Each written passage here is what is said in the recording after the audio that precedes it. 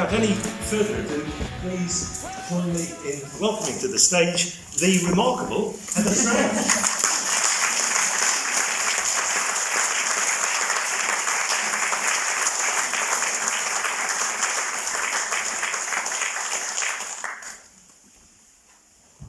I don't have such a loud voice as him, so and also I'd like to say that you don't have to believe everything that this slick PR guy is telling you, because what is remarkable is how unremarkable I am. But what happened was I stepped into a very remarkable situation which left me realising that actually we all have power, because remarkable things happen, and speaking the truth has its own power. And there are always good people that can be reached. So, so don't listen to everything he says. People seldom do. In a minute, I'm going to ask Heather what she wants you to take away from this evening. But first, for those of you who don't know her, and I could tell by the murmurings amongst the audience that quite a lot of you do know Heather, I just need to briefly introduce her to those of you who are not familiar with her background. Heather's a mum, she's a grandma, she's a Midlands girl, accepted these days in Yorkshire. She insists she had a very ordinary childhood. As a mature student in the US, she studied and gained a degree in literature and philosophy. She then went on to get a master's degree in counselling. I've already mentioned she's the author of 2 novels, and she has been involved in some extraordinary experiences. I still contend, and you can argue with it later, the remarkable Heather Stroud. Heather, what would you like people to take away from this evening? Okay, well, first of all, I want to thank you for coming. Hopefully everybody can hear me. Yes. Okay. So thank you for coming. I do have one caveat, and that is that everything I say is my own thoughts, so I take full responsibility for it. Right. Okay, so Heather's going to take the blame for anything that's said. I suddenly feel more relaxed. Let's start with the subject of this talk is resistance. And then after the word resistance comes the word futile and gesture. And I think we can all recognise that very often resistance in all sorts of circumstances leaves us with a sense that what we're doing is futile. So I think we understand that half of the title. Does anybody not? Has anybody never experienced a sense of futility at resisting? Good, I'll take that as a yes. It's the second half that I'm interested in, Heather. This phrase, or the supreme act of faith, where does that come from? Okay, well, that came to me from listening to a speech by Chris Hedges, and he was talking about the Catholic Nine. The Catholic Nine it was in 1968, and it was as the Vietnam War was in progress. They were very alarmed by it, and so they broke into a draft centre place, took out the service records, and then outside they set fire to them with a homemade napalm accelerant. They knew that they would be arrested. They also knew that act alone would not stop the Vietnam War. But they did it anyway, and they did it in a spiritual belief that there are rhythms of energy that somehow would be engaged. And of course other people hearing what they did become engaged. But their act didn't stop the Vietnam War. No, and they knew that it wouldn't stop the Vietnam War, and in fact they went to prison. But the movement began, and people after that did break into the draft centre. And as everybody knows, there was a huge movement against the Vietnam War as it progressed. So we already have our first dilemma, Heather, and that is that these people broke the law. They committed a crime. Right. That surely can never be right. Well, I don't know about never be right. There is such a thing as a Nuremberg principle, but sometimes breaking the law is the moral choice, and their belief, when they went to court, they argued that burning paper was preferable to burning children. Okay, touche. I guess war and its consequences is going to be a theme that recurs quite frequently this evening. Your contention is that wars don't end when wars end? Well, certainly the Vietnam War didn't end at the time when the American troops left Saigon. What happened was Nixon went to China, and that led to the Sino-Vietnamese War, which was the war that then impacted on the life of Lan and a people known as the Phang Cheng people. These people were living in northern Vietnam. There was conflict, there was suspicion, so they left Vietnam on little boats trying to get past the Hainan Island and the southern coast of China. But that is an area with a huge amount of sandbanks, reefs, and so many of the boats broke up, and in fact so many boats broke up and people drowned that the people in North Vietnam stopped eating the fish because they were afraid that the fish contained human flesh. So you've got these Phang Cheng people, they've been driven out of their home territories by the war, they're seeking refugee status, and so they're heading towards where? Well, they were Lan's family and what I call the Phang Cheng people, because that was the area of China. Their boat broke up and they were then detained in a camp in southern China. And they were there 6 years, bribed their way out, eventually escaped, made another treacherous journey into Hong Kong, and it was in Hong Kong that I met them. And when I met them, they had already been detained in Hong Kong for a further 3 years. So we're back, just so that everyone knows, we're back in the 1980s now, and you're living in Hong Kong. Right. And this is where you met this remarkable girl called Lan. Also, I might just say from the remarkable Heather Stroud that this is a painting that Heather has done of Lan, a girl she met in the detention centres in Hong Kong. Tell us a little bit about her story and her conditions there. Well, the Phang Cheng people were contained in what you could only describe as a wire cage within the Kai Tak refugee centre.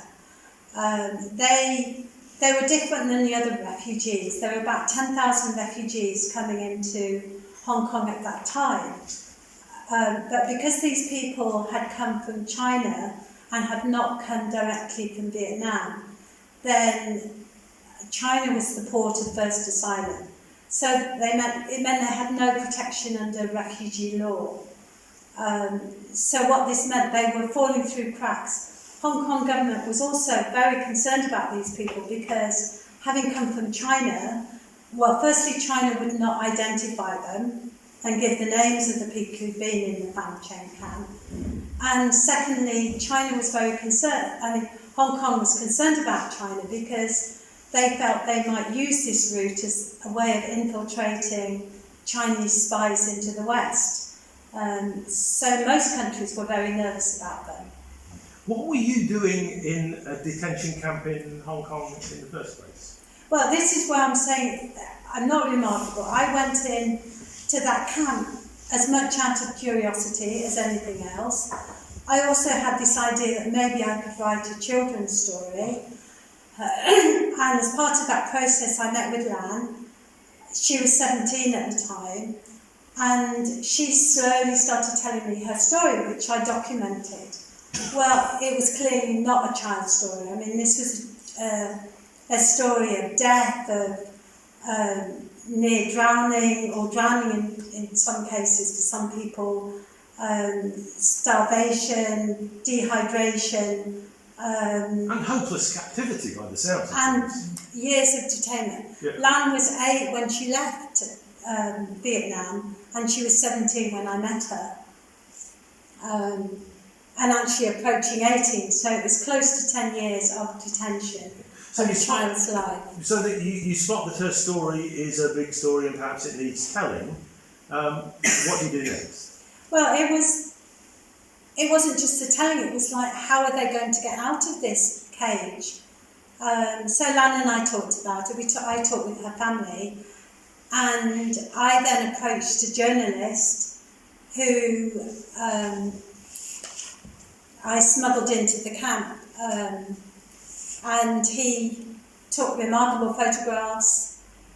It was on the front page of the South China Morning Post, and inside, several pages inside.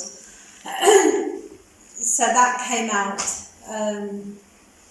So there is publicity, and what was the outcome of that? Well, it was immediate. Correctional Services Department.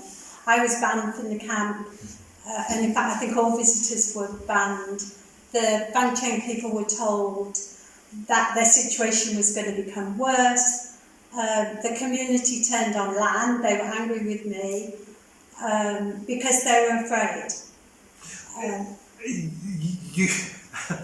Here you are saying it's quite important to resist, it's quite important to intervene. It strikes me at this point that the only outcome of intervention is negative. Heather has succeeded in making the lives of the Fangcheng people worse, has succeeded in getting herself banned, has irritated correctional services, and has even turned some of the Fangcheng people against Lan and her family. Nice one, Heather. Yes, well, I think when a situation is truly desperate, that you take action not knowing what the results will be. And that's the whole thing of having a faith or a belief that somehow there are good people out there and good things will come of it. And in fact, what happened was Ron Macmillan, the journalist, contacted me and said that I should go to Government House and meet with Mike Hansen, who was the refugee security coordinator for refugees in Hong Kong.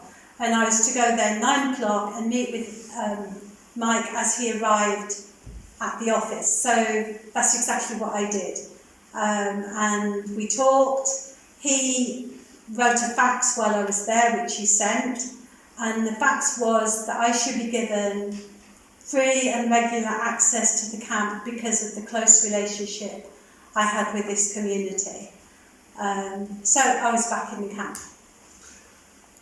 What happened to those 50 or so families that you, first of all, caused dire consequences for? What was the long-term outcome?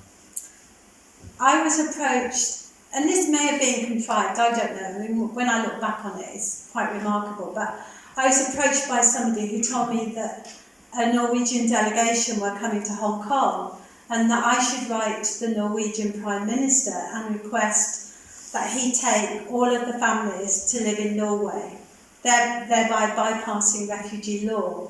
So that's what I did. The Prime Minister wrote back to me and the delegation came and all the families now live in Norway. I love that casual line. The Prime Minister wrote back to me, as Prime Ministers do, of course. That's fantastic. Some lucky chance encounters, and suddenly there are 50 families who had no hope, but who now are living prosperous and happy lives in civilised North West Europe. You've been back in touch with Lan, or Lan has been back in touch with you? We're always in contact. Right.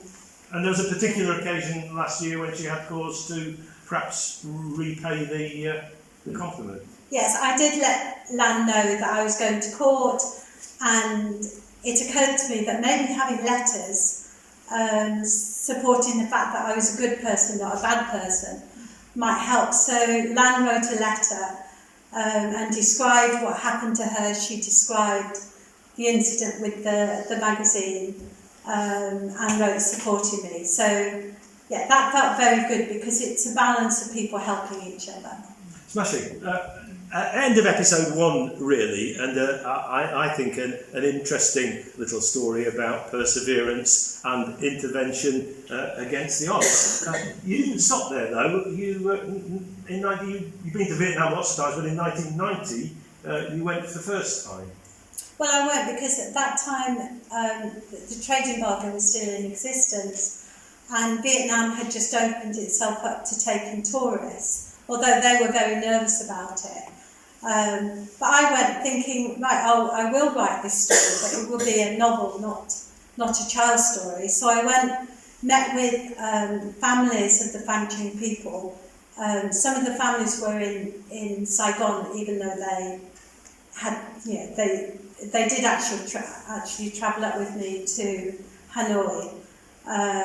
And so I had this idea of, from Hanoi, going across the border into China and making that journey that Lan had made. I was never going to go on a leaky boat, but I was going to go overland and see Fangcheng Camp.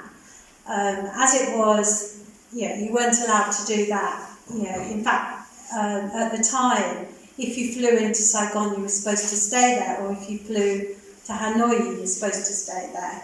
And certainly nobody was allowed near the China border area. So I came back to Hong Kong on an aeroplane. But that's not the end of the story. Well, no, and the South China Morning Post asked me, because people weren't going to Vietnam at that time, and I had gone on a one-way ticket when everybody else was coming the other direction. So they asked me to write a piece about it, so I did. The editors of Freedom magazine, which was an in-camp magazine in Whitehead Detention Centre, contacted me and asked if I would work with them as an editor. So I started working with them.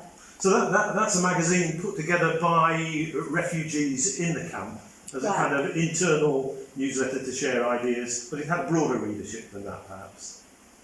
Well, the readership would have... There was no Vietnamese embassy in Hong Kong at that time because of the trade embargo, but the shipping company were the Vietnamese embassy, and so certainly they would have read our magazine.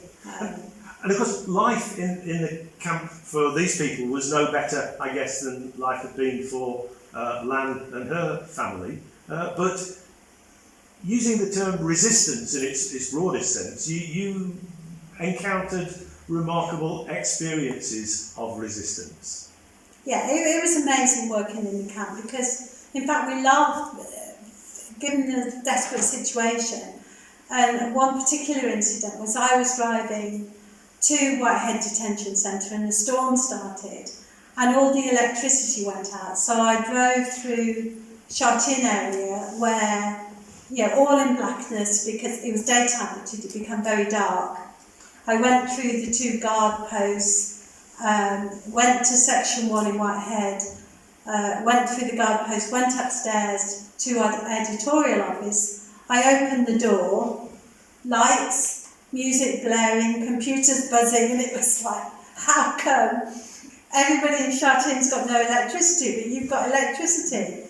And they explained that one of the editors had climbed into the roof and tapped into an emergency electrical supply. So this is the kind of stuff that happened all the time.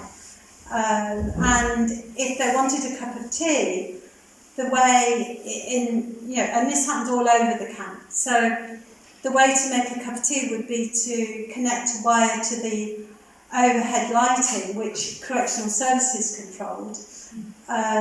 And you brought down 2 wires with a rod in the middle, put it in a cup and the water boiled. Don't try this at home.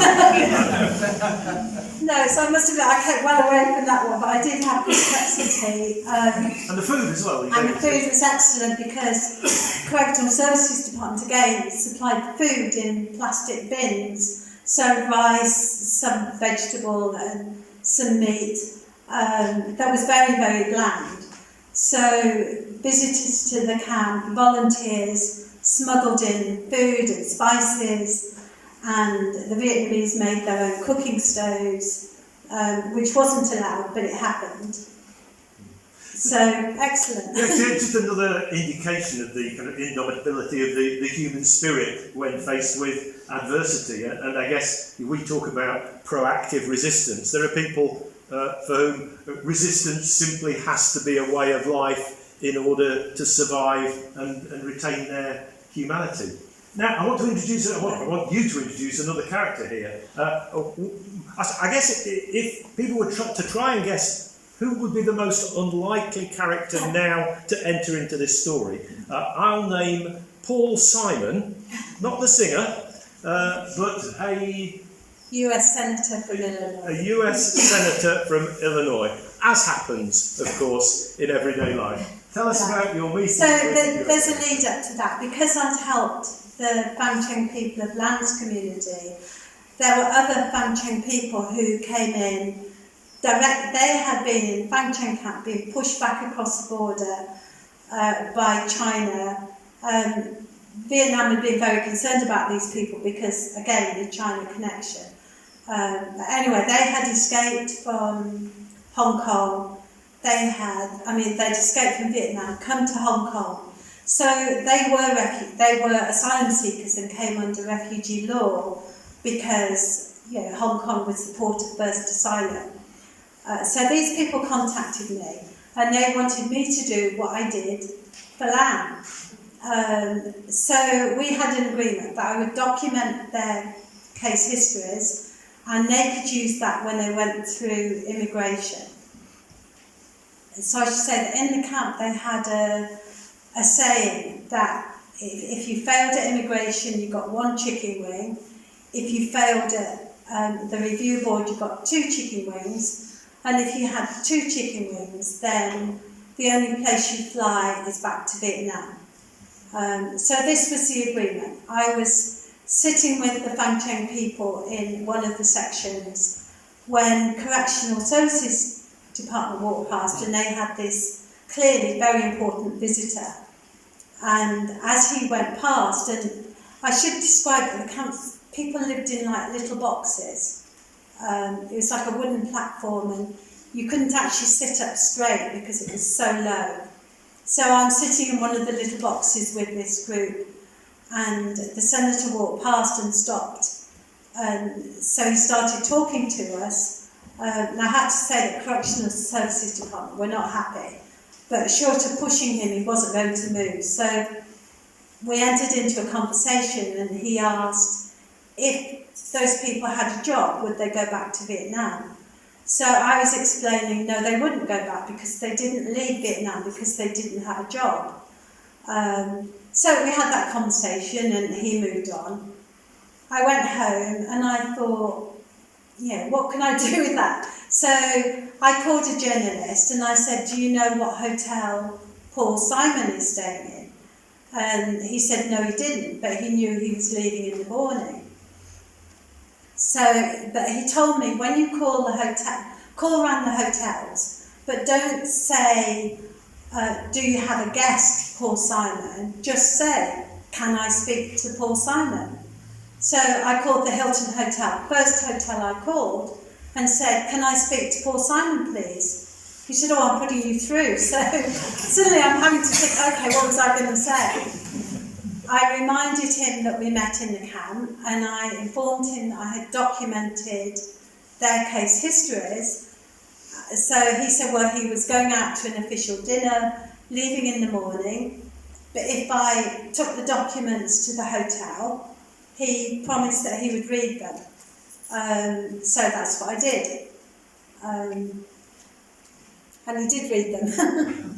Yeah. He didn't only read them, he actually took them back and did something with them, I understand. Yes, I think we've got the congressional record here. So he did read them on the flight, and when he went to Congress, he explained about his fact-finding tour to Hong Kong, mentioned about our meeting, and said that he felt the case histories were so important that they should be documented in the congressional record. And so here they are on Monday, May the 20th, 1991, Heather's stories of the people in the camp in the American congressional records. We've got a Norwegian Prime Minister under our belt now, we've got a US Senator. Let's upset UNHCR next. Okay, so the first of the asylum seekers got his second chicken wing. Which meant he was on his way back to Vietnam. Yeah, so I then met with a journalist from Hong Kong's leading English channel, He gave me a microphone and a recorder which I took into the camp and met with the Fang Cheng people, and they told their story. So I then took that back. That went out on the radio in the morning. I was interviewed as well. And the headline, basically, because of what they were saying, was China forces Vietnamese asylum seekers to spy. So BBC picked it up, it went around the world. By the time I got into the camp in the morning, I was met by a UNHCR field officer who said, "You're banned." So that was it. So here we're not satisfied with just upsetting a group of Fang Cheng people, families associated with land. Now you're sparking an international diplomatic incident. Right, yes.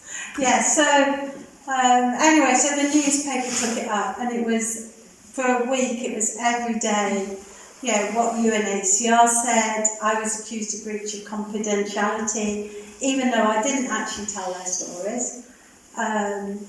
What Hong Kong government said, what I said.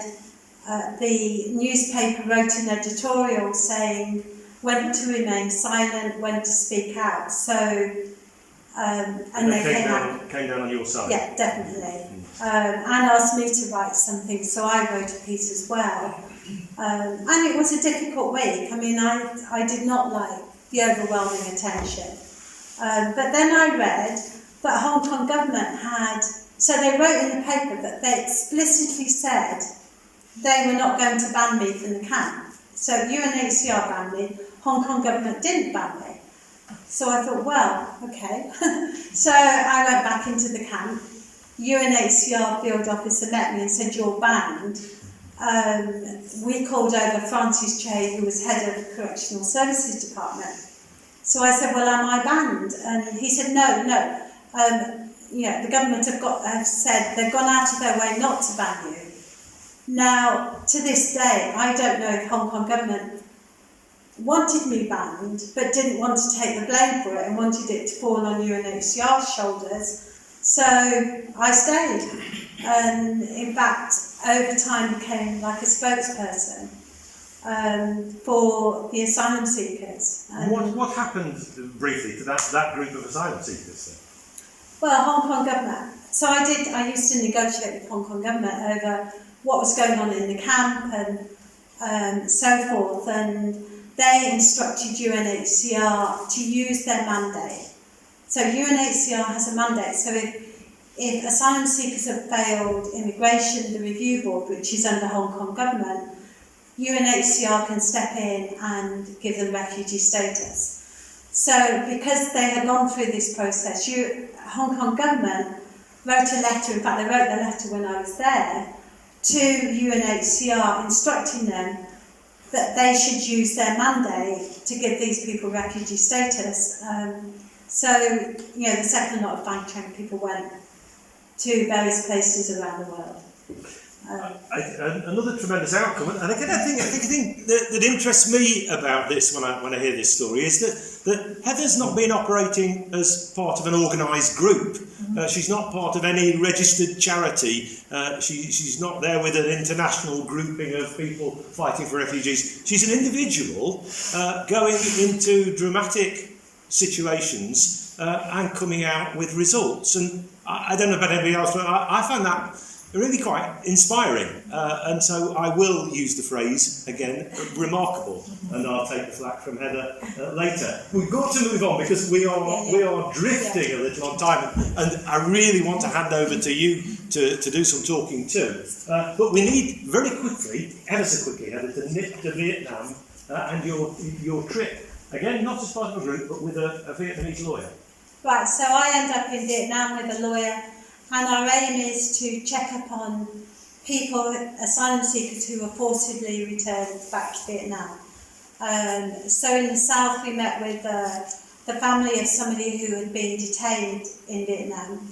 Met with them, then went to the local police station and explained to the police that by detaining him, they were causing a lot of havoc in Hong Kong because asylum seekers were very afraid, believing that if they went back to Vietnam they'd be arrested. So they let him go, which surprised Heather says us as so much as they let him anybody go. else. Yeah. That's what they did. They let him go. So then we thought, oh, we're doing really well here. So we start travelling up through Vietnam. By the time we get to Hue, we are aware that we are being monitored, that stuff is going on. Anyway, we carry on, we go to Hanoi. From Hanoi, we then went to Camper. And it was in Camper we had hired a driver to take us up to Mong Kai, which was the China border area, to check up on a returnee who we were told had burnt the Vietnamese flag in a demonstration in Hong Kong and then been returned and arrested. So, yeah, we were waiting for the driver. The driver never came. The public security came and said we were under arrest. So they then said we had to travel back from Camper to Hong Kong and then to Hanoi. That's quite a frightening experience. You're arrested in a foreign and potentially hostile country. It was intimidating. Now, I've never felt afraid of the Vietnamese. Maybe because I understand sort of what they went through, but so we had two public security officers who were escorting us to Hanoi, and it had been a long day, so it was late evening and we hadn't got to Hanoi, so we invited them to have dinner with us. So we went to this outside restaurant, we had dinner, and it was kind of surreal because they were the ones arresting us and detaining us. But actually we were the hosts because, we were making decisions. Oh, do you want a bottle of wine? Do you want, So anyway, we had a lovely time. We laughed with them because the Vietnamese have got the same kind of sense of humour that we do. And we arrive in Hanoi late at night. We have to stay in a government hotel with the public security officers, so we do that. In the morning we meet with the Hanoi security, who are in a different league than the people from Camper. So, we get questioned, we're told that had they decided to treat us as spies, we would be in prison. So that was a bit concerning, but they obviously hadn't decided to treat us as spies, and in fact went out of their way to tell us that they were treating us in a better way than we would get treated in America or anywhere else. So, so we were released. We did have to stay at a designated hotel in Hanoi, and I was told I could go back. So I have been back to Vietnam since then. And that strikes me as very fine margins between being decided you're a spy and not. That seems a fine line to tread for many people, and I think it's incredible that you describe that as intimidating rather than frightening. But there you go, you do. We'll move on to some frightening bits in a minute. But just quickly, you feel quite optimistic about Vietnam these days? Yeah, I mean, Vietnam just hosted the meeting with Kim Jong-un and Trump. Vietnam is joining the Western world, and lots of tourists go there. It's a beautiful place. Fine. So let's move you on 2 decades, and we'll go to somewhere where you join a conflict that gives you real reason to fear for your life. It's 2009, and you join George Galloway's Viva Palestina project. Now, I don't know whether any of you noticed a report in The Guardian yesterday that drew attention to George Galloway, a character who can be a bit Marmite, I understand, but the report in The Guardian was suggesting that maybe the money that was gathered by people under George Galloway's name to be used to support the Palestinians never got there. I think there are probably quite a few people in the audience who could testify that that's not a particularly accurate report, and I think we'll gather from Heather's story now that certainly that money was well spent and eventually arrived where it was intended to get. So your objectives, just broadly, what are the objectives of the Viva Palestina project? The objectives were, one, to deliver much needed medical aid. Two, we decorated our ambulances, and this was on the side of our ambulance, to send a political message, because we were driving across Europe in convoy, and down through Turkey, Syria. So it was a political message, it was a campaign. And the third thing was to send a message to the people of Gaza that they were not forgotten, that we were standing in solidarity with them. Great, and initially it all went well. You travelled in convoy through Europe, through Turkey, into Syria. You were warmly welcomed wherever you went, and then you arrived in Jordan, where you were less warmly received. I understand the Egyptians actually refused you passage, and you ended up having to backtrack on the road to Damascus. You spent Christmas in Aqaba. And by the new year, you were actually back in Syria in a coastal refugee camp in a place called Latakia, with fears that this convoy was never going to reach Gaza. Luckily, I understand, Mubarak, the Egyptian president, intervened on your behalf. Yes, I mean, that was really nice of him. What he did was say that we couldn't go to Egypt the way we had planned to go, which was a short ferry ride, but we could come in by ship from Latakia to El Arish. Now, the cost of hiring a ship, and by that time we had 100 vehicles, which then became 150 vehicles. So to have hired a ship, chartered a ship to make that journey was out of, we didn't have that. Just tell us about this extra 50 vehicles. How did that come about? They were cars that earlier on American citizens had purchased in order to give to the Gazan doctors. And they had purchased them, I think, in Egypt, or they had them in Egypt. And the idea was to get them into Gaza. But Egypt had not allowed that. So the cars then were negotiated and ended up on a ship going back to Istanbul. So anyway, what happened was the money did come in for the ship, and the ship was called the Ulysses. So the ship arrives, we start loading all the vehicles on, and it was an amazing experience. We had brass bands, Palestinians all came out, flag waving, and we loaded on all the vehicles, and then at the last minute, sort of like the cavalry turning up, the 50 cars arrived, and they had been on a ship to Istanbul and then driven overnight or the day in order to get onto the ship as it was ready to go. It was a slightly double-edged celebrations for the Palestinians in Latakia, I imagine.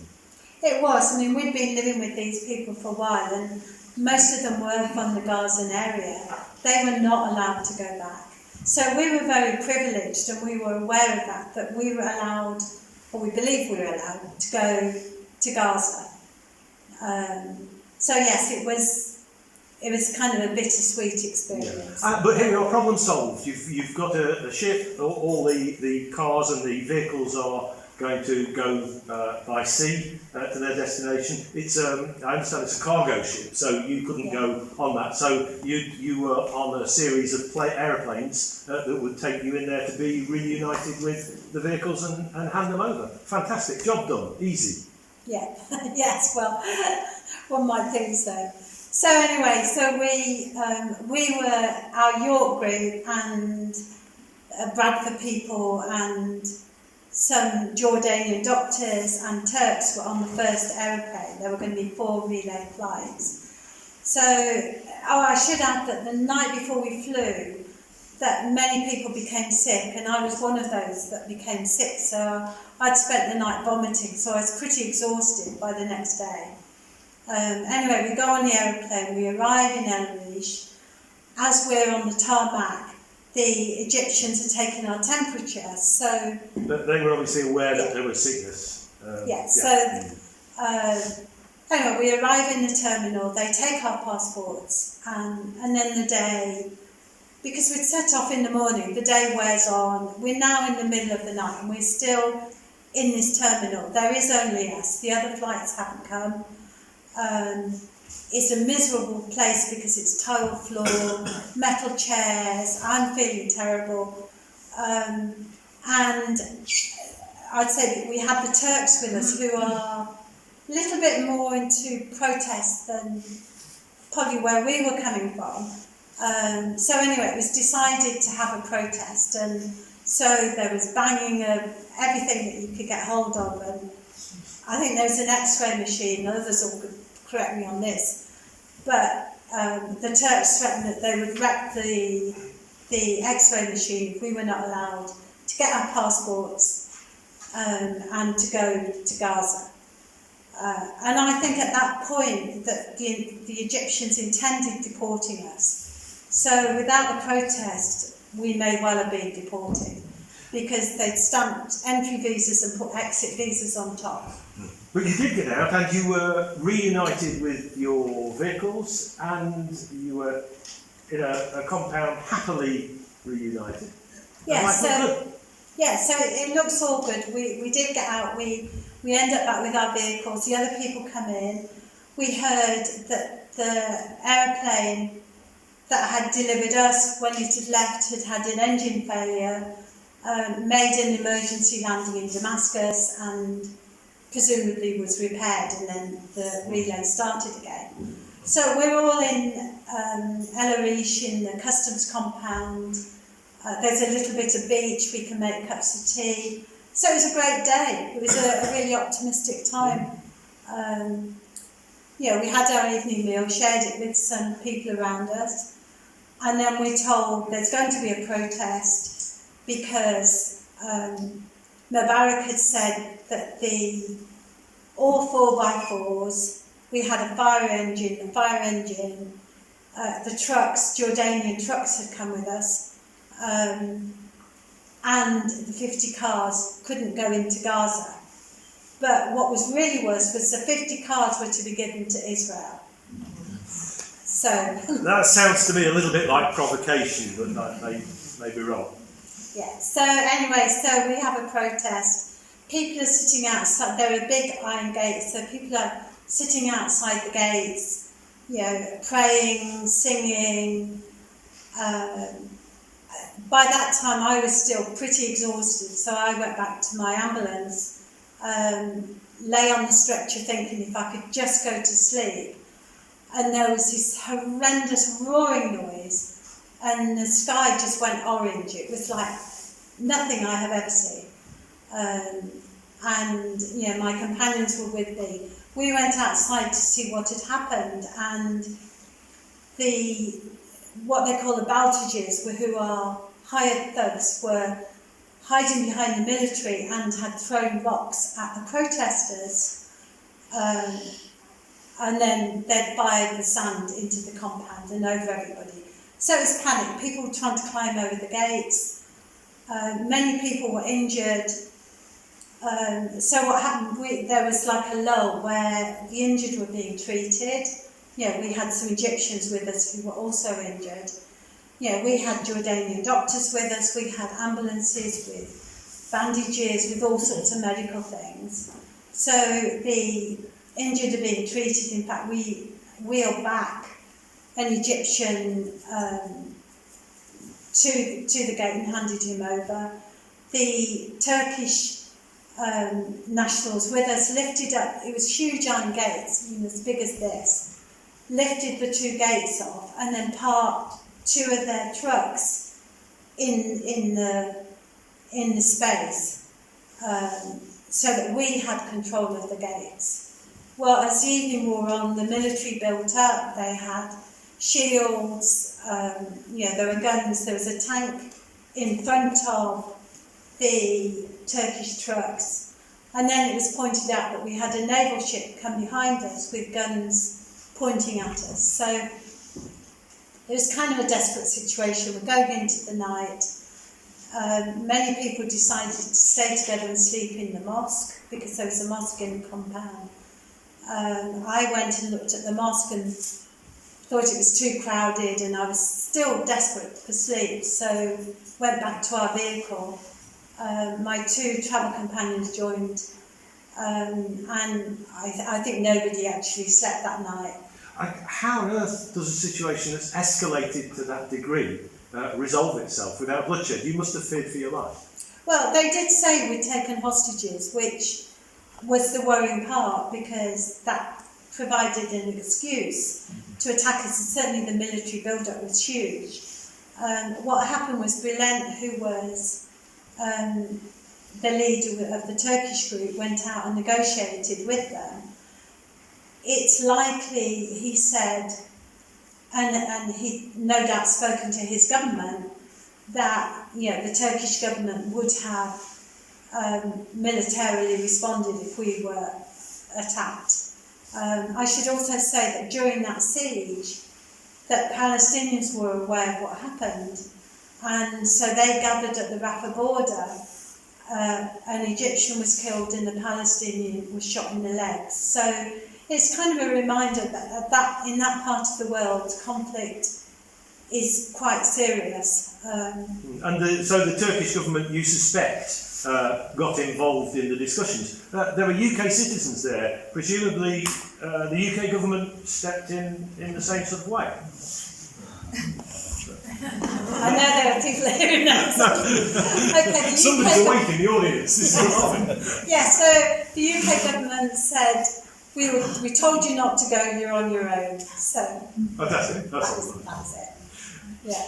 But in the end, you did get out. There was a stand down, and you were able to deliver. It was agreed that the 50 cars would go to doctors in Jordan, in Syria, in Lebanon.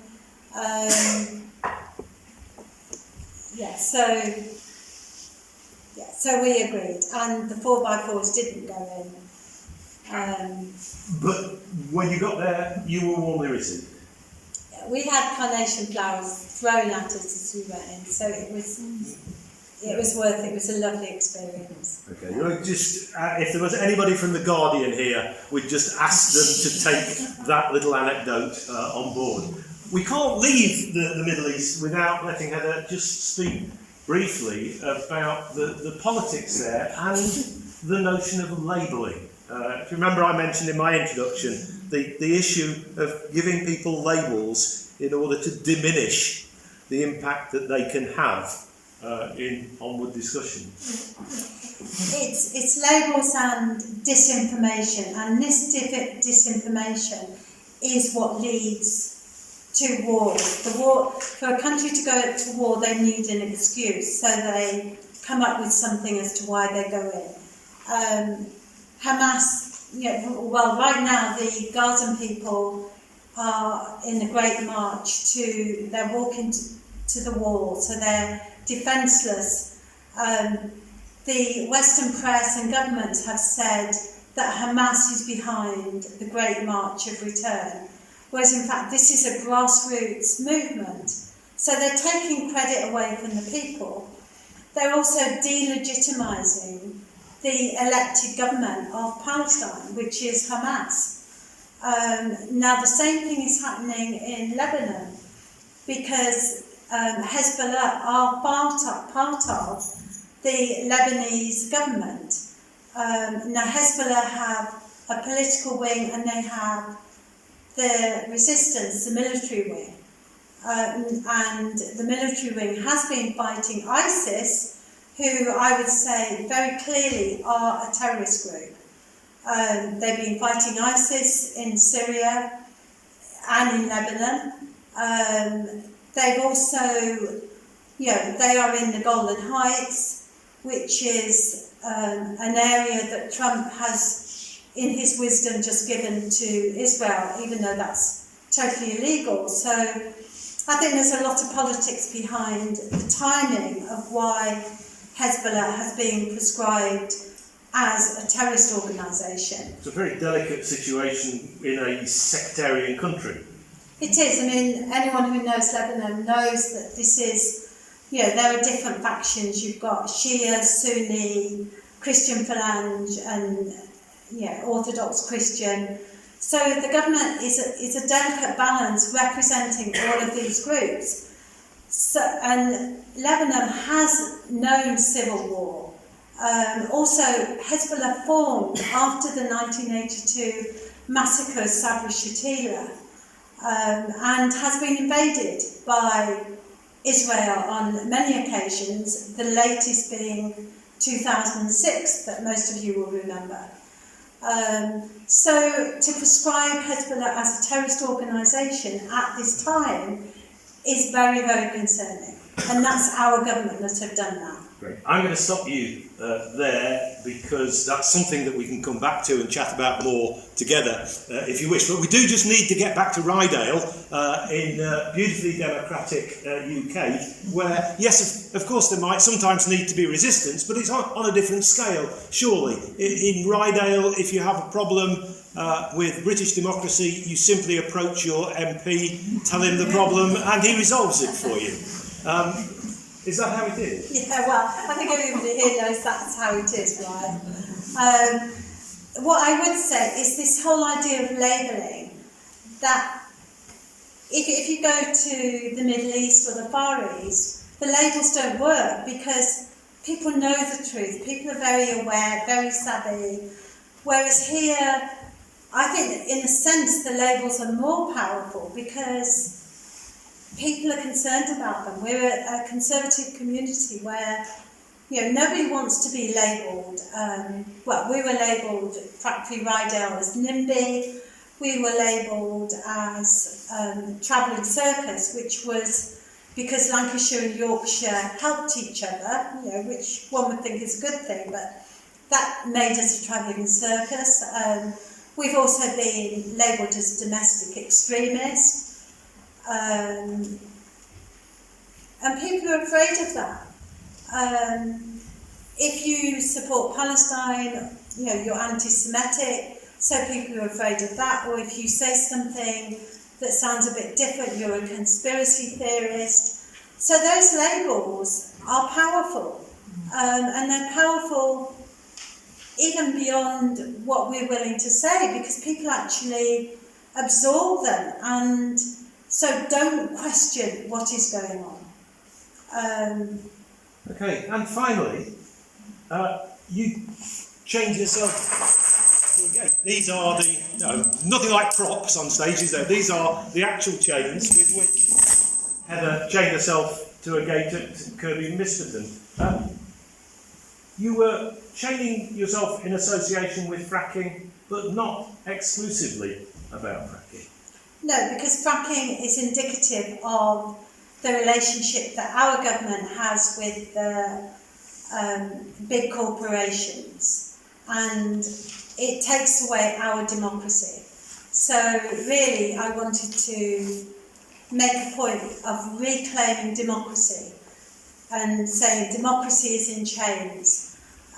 Also, by chaining myself to the gate, I took control of the gate. So it's symbolic in many ways, and it was also 100 years since the suffragettes. So for me, the symbolism was what was exciting and appeals to my nature. Reclaiming democracy seems a pretty good place to just pause momentarily and say thank you very much, Heather Stroud.